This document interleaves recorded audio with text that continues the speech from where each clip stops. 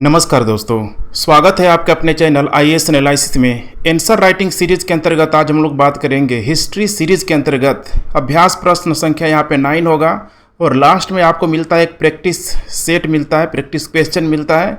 उसको आपको नीचे दिए गए डिस्क्रिप्शन बॉक्स में टेलीग्राम ग्रुप का लिंक दिया गया है, वहाँ पर उसका आंसर राइटिंग आप पोस्ट कीजिए ताकि आप अपने आप को जांच सकें, ठीक है। अपना फीडबैक या फिर जो भी अपना रिव्यू है आप लोग पहचान सकें कि किस वे में हमारी कमियां क्या हैं, तभी जाके ये जो सीरीज है पूरी तरीके से आपके लिए वर्थ होगा। अदरवाइज इतने बड़े एग्ज़ाम की तैयारी कर रहे हैं, सिविल सर्विस की तैयारी कर रहे हैं, उसमें बिना हाथ पैर चलाए अपने हाथों को, अपने पेन को, अपने कॉपी को जब तक आप यूज में नहीं लाएंगे तब तक ये पूरी तरीके से सीरीज आपके लिए वर्थ नहीं होगा। तो चलिए देखते हैं आज कौन सा प्रश्न है, लेकिन उससे पहले नए लोग हैं तो चैनल को सब्सक्राइब कर लीजिए। कोई भी क्यूरी है तो व्हाट्सअप करें, पीडीएफ के लिए टेलीग्राम चैनल को ज्वाइन कर सकते हैं। आज का जो प्रश्न है यहाँ पे, असहयोग आंदोलन और सविनय अवज्ञा आंदोलन के दौरान महात्मा गांधी के रचनात्मक कार्यों को स्पष्ट करना है। बहुत सीधा सा प्रश्न है यहाँ पे, चूँकि असहयोग आंदोलन और सविनय अवज्ञा आंदोलन के दौरान जब भी आंदोलन देखिए स्थगित होता था, या फिर आप यूँ कह सकते हैं कि गांधी किसी भी आंदोलन को लंबे समय तक खींचना नहीं चाहते थे। वे चाहते थे कि कोई भी आंदोलन में देखिए करने के लिए लोगों के पास जो है असीमित जो ऊर्जा यहाँ पे मौजूद नहीं होती है। किसी आंदोलन को बहुत लंबे समय तक खींचा नहीं जा सकता है, क्योंकि लोगों के अंदर जो पोटेंशियल है पूरी तरीके से यहाँ पे कमी हो जाएगी।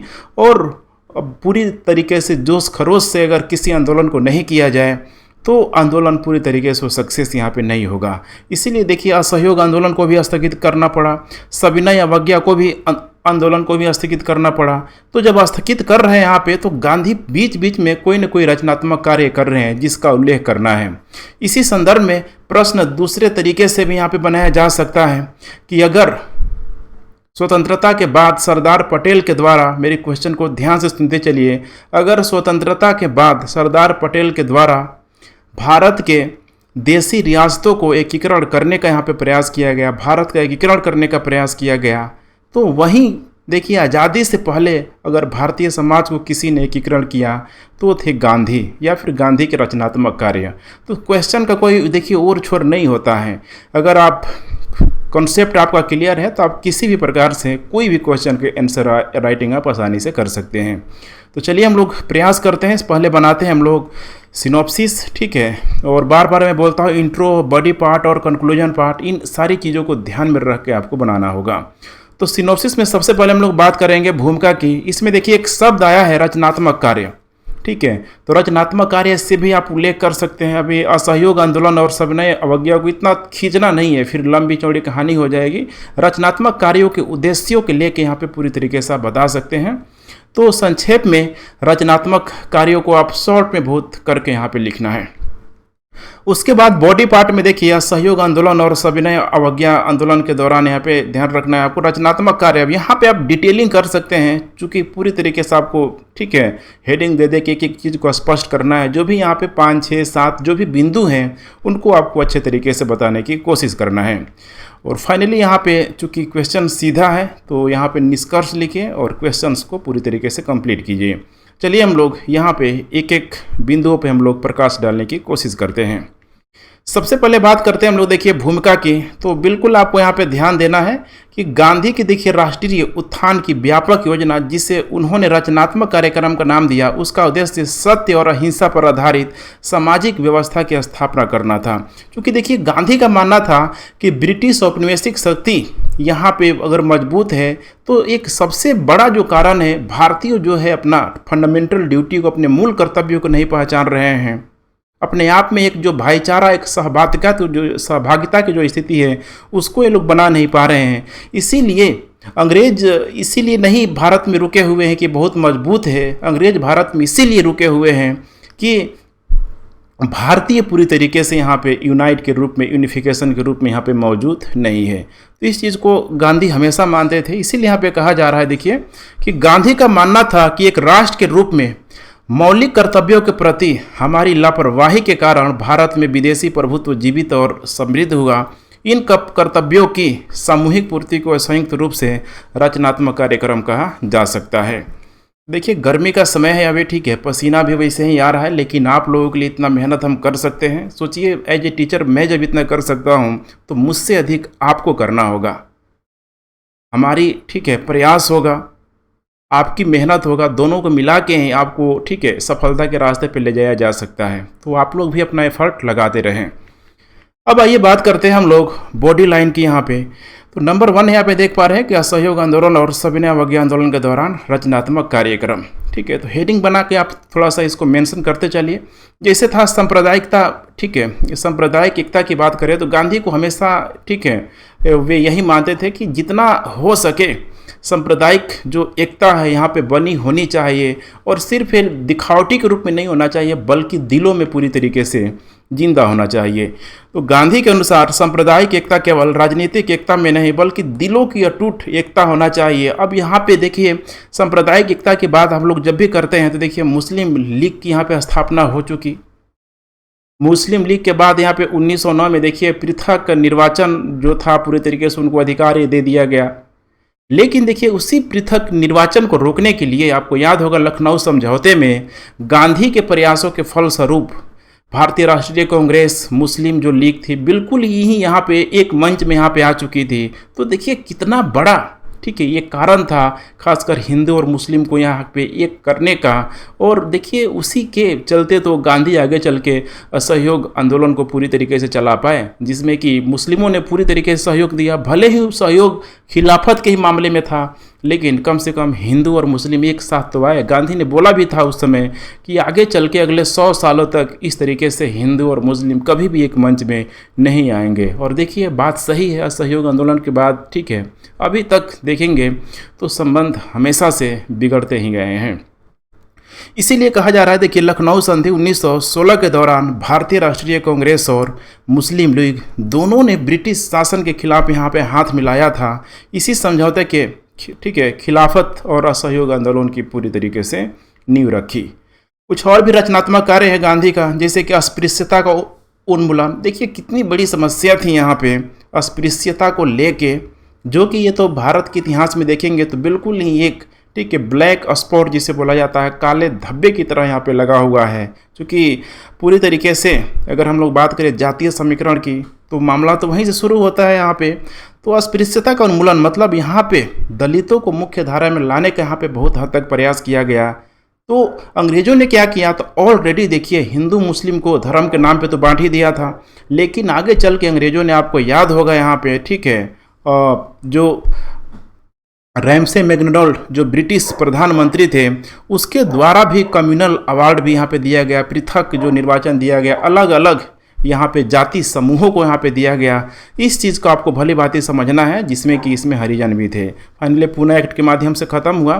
तो गांधी इस चीज़ को भली भांति समझते थे यहाँ पे कि अस्पृश्यता का उन्मूलन तब तक नहीं होगा तब तक एक बहुत बड़ी जिनकी जनसंख्या है वे इस आज़ादी में, इस भागीदारी में कभी साथ यहाँ पे नहीं देगी। तो ये यहाँ पे अब प्रयास था यहाँ पे कि भाई ऊपर के लोगों को समझाया जाए, नीचे के लोगों को भी जागरूक किया जाए। तो गांधी ने माना कि अस्पृश्यता भारतीय समाज पर एक धब्बा, एक अभिशाप है। गांधी ने इस बुराई को ख़त्म करने का यहाँ पे प्रयास किया। उन्होंने 1932 में अपने पूना समझौते के बाद अस्पृश्यता के उन्मूलन के लिए देखिए हरिजन सेवक यहाँ पे संघ की स्थापना की थी। यही है, आपको ध्यान रखिएगा, पूना समझौता के बाद, चूँकि 1932 में ही कम्युनल अवार्ड यहाँ पे दिया गया था, ध्यान रखिएगा। और फाइनली जब आमरण अनशन हुआ गांधी के द्वारा तो पूना समझौता को भी यहाँ पे लाया गया गांधी वर्सेस अम्बेडकर के बीच। नेक्स्ट है यहाँ पे खादी वस्त्र बनाना। ये देखिए खादी जो वस्त्र है ना, ये आपको एक स्वदेशी का सबसे बड़ा प्रतीक माना जाता है। आज भी देखिए नेताओं, ठीक है, जो लोग हैं खादी के बने कपड़े ही ज़्यादातर पहनते हैं। वो अलग है कि आजकल इंडस्ट्रियल का ज़माना है, ठीक है, इंडस्ट्री का ज़माना है तो उसमें बहुत अधिक फिनिशिंग आ चुका है, लेकिन खादी जो वस्त्र है बिल्कुल स्वदेशी का एक बहुत बड़ा उदाहरण है, जिसको खुद गांधी, अपने आप को पता ही होना चाहिए, खुद अपने चरखों से, ठीक है, सूत को काट के उसी से बने कपड़ों को यहाँ पे पहनने का, ठीक है, प्रयास भी करते थे, पहनते भी थे। पूरी ज़िंदगी गांधी ने ऐसे ही किया, ठीक है। तो कितना बड़ा सिंबॉलिक देखिए, चरखा, खादी, आज वर्तमान में भी हमें देखने के लिए मिलता है। तो गांधी ने देखिए खादी को राष्ट्रवाद, आर्थिक स्वतंत्रता, अर्थात यहाँ पे सारे लोग खादी ही पहने ताकि सब एक जैसे। एक होता है ना, स्कूल में जाते हैं आप, ड्रेस सर्कल होता है जिसमें कोई स्कूल में जाने के बाद कोई अमीर नहीं, कोई गरीब नहीं, कोई हिंदू नहीं, कोई मुस्लिम नहीं। वहाँ अगर जा रहा है कोई स्टूडेंट तो सिर्फ और सिर्फ लर्निंग व्यू से जा रहा है, एक स्टूडेंट के व्यू से जा रहा है, समानता के भाव से जा रहा है। इस चीज़ को आपको समझना होगा। और यही चीज़ यहाँ पे देखिए बताने की कोशिश किया जा रहा है, राष्ट्रवाद, अर्थात सारे के सारे लोग जो है अंग्रेजों के खिलाफ यहाँ पे, ठीक है, एकजुट हो जाए। आर्थिक स्वतंत्रता, एकदम बिल्कुल आर्थिक समानता की बात की जा रही है यहाँ पे, समानता और आत्मनिर्भरता के प्रतीक के रूप में प्रस्तुत किया।